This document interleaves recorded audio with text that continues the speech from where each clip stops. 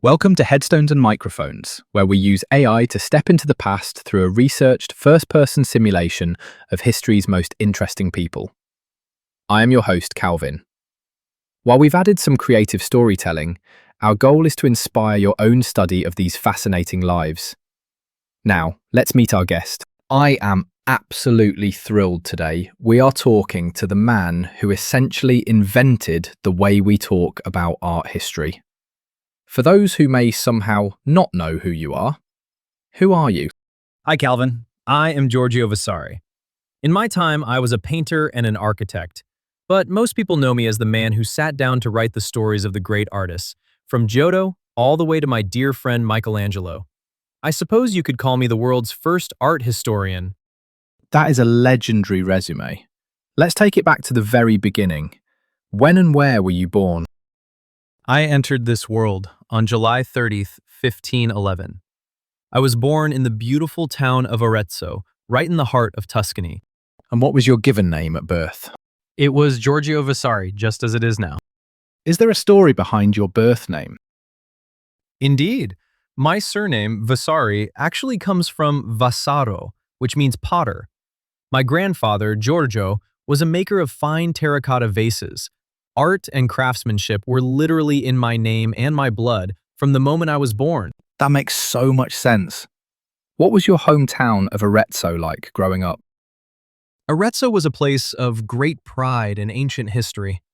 It was smaller than Florence, of course, but it was full of character. It was a town of stone and steep streets, and even as a boy, I was surrounded by the works of great masters like Piero della Francesca. It was the perfect cradle for a young mind interested in beauty. What was your family life like, and what kind of kid were you? My family was hardworking. My father, Antonio, was an ornamental painter, so he encouraged my interests.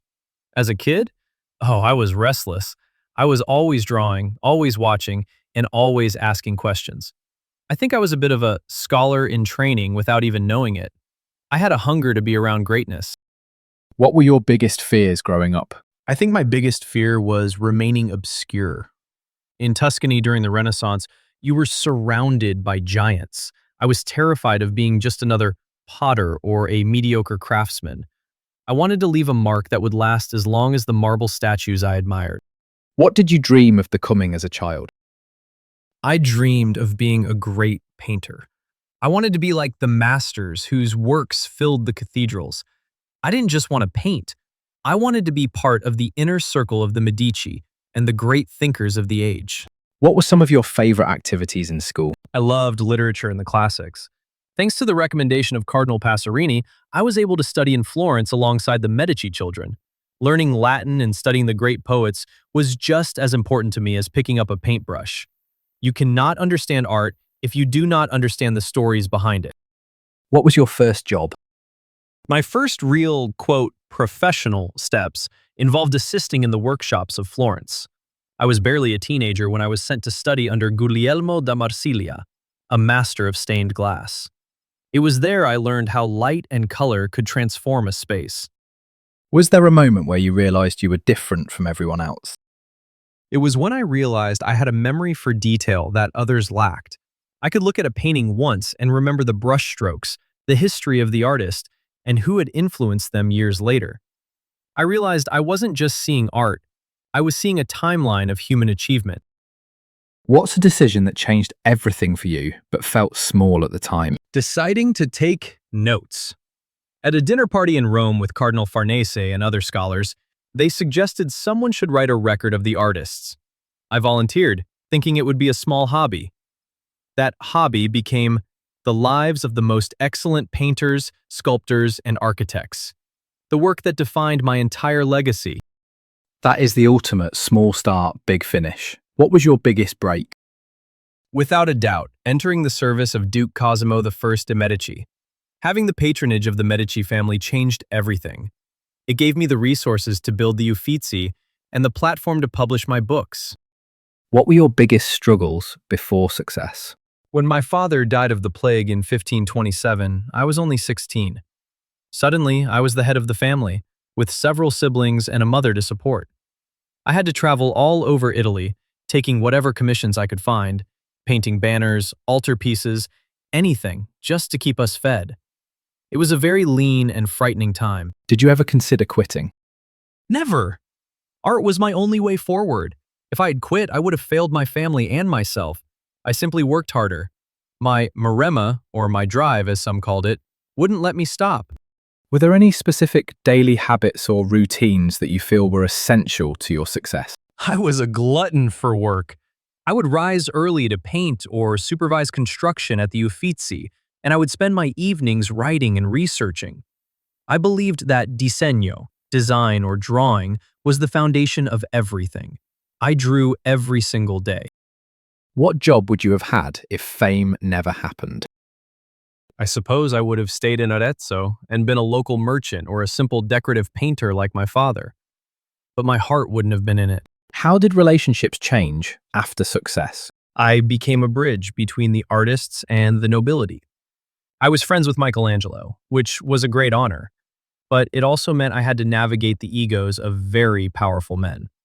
You learn quickly who your true friends are when you are the one holding the Duke's ear. What was the downside of becoming famous? The envy. Other artists were often jealous of my positions and my closeness to the Medici. Also, when you write a book about your peers, everyone you leave out, or everyone you criticize, becomes an enemy. What misconceptions did people have about you? Some thought I was just a Medici sycophant, or that my own painting wasn't as good because I spent so much time writing. But I poured my soul into the Palazzo Vecchio frescoes just as much as I did into my books. What was your darkest moment? The period after the sack of Rome in 1527. Seeing the city in ruins and the art world scattered was heartbreaking. It felt like the end of the world I loved. Who had the biggest influence on your life? Michelangelo Buonarroti. I worshipped him. He was the pinnacle of what an artist could be. His Last Judgment and his architectural mind were my constant inspirations.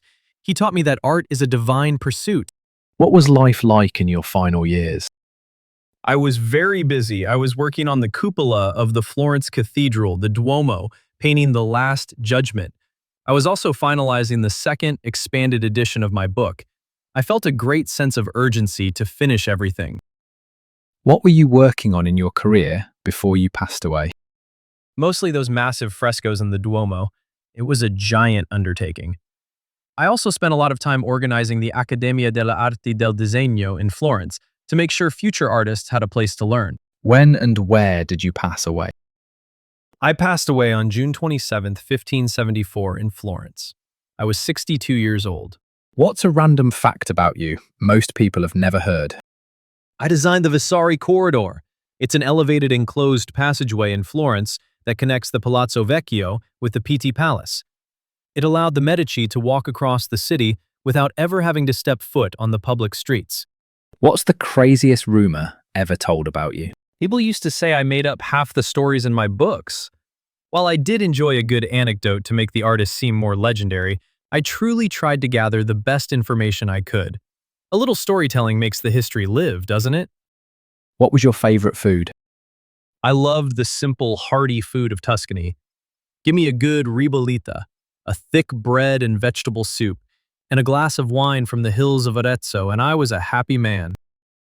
What was your favorite book? Aside from the Divine Comedy by Dante, I was quite fond of the ancient writings of Vitruvius on architecture.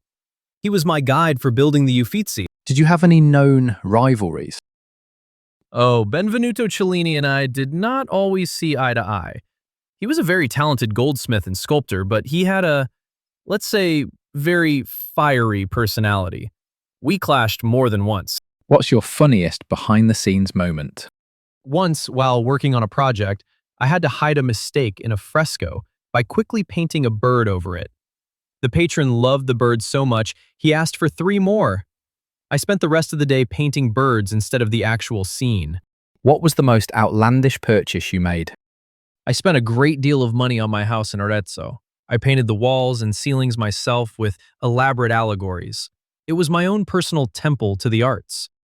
What advice would you give people chasing success? Hard work is the only way.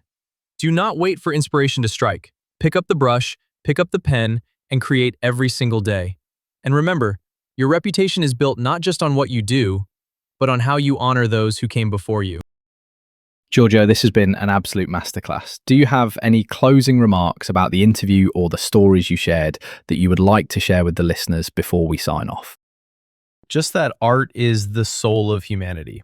Whether you are painting a masterpiece or simply writing your own story, do it with passion and preserve it for those who follow. Thank you, Calvin, for letting me speak again. It has been a wonderful afternoon. Thank you so much for being here, Giorgio. We've covered everything from the pottery roots of the Vasari name to the halls of the Uffizi and the pages of the world's first art history book. What a journey through the Renaissance. And that wraps up another conversation from Beyond the Grave. Thanks for joining us on the Headstones and Microphones podcast. Remember, legends may die, but their stories never do.